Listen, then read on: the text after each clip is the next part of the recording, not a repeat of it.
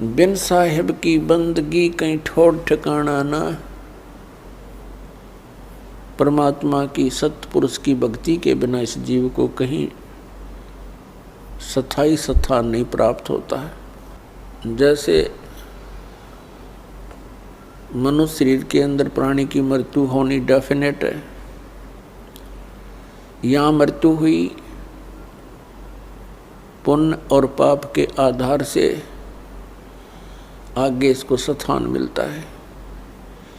पुण्यों के आधार से स्वर्ग प्राप्ति होती है।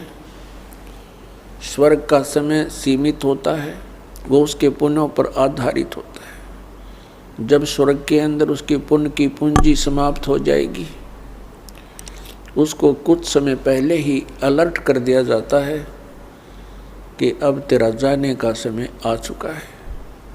ये और समस्या है वहाँ स्वर्ग के देवताओं की, स्वर्ग के वासियों की।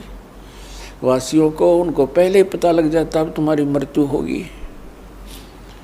ये समझ लो उनको फांसी की डेट दे दी जाती है। तो फिर वो प्राणी उस स्वर्ग में रहकर भी नरक महसूस करता है। वहाँ मृत्यु के उपरांत जबरदस्ती जैसे यहाँ बाई फोर्स मार दिया जाता है, मृत्यु कर दी जाती है कोई कारण बने, इसी प्रकार स्वर्ग में भी समय पूरा होते ही वहाँ से बाई फोर्स निकाल दिया जाएगा बलपूर्वक, फिर नरक में डाला जाएगा। नरक का समय पूरा होते ही वहाँ से बलपूर्वक बाहर फेंक दिया जाएगा।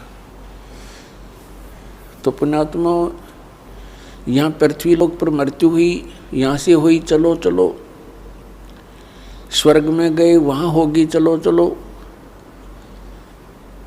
और फिर नरक से भी फिर चलो, गधे की योनि पाई, फिर मृत्यु हुई, चलो कुत्ता बनो, कुत्ते की मृत्यु हुई, चलो सुअर बनो। तो ऐसे, और फिर समय आने पर फिर मनुष्य बनो।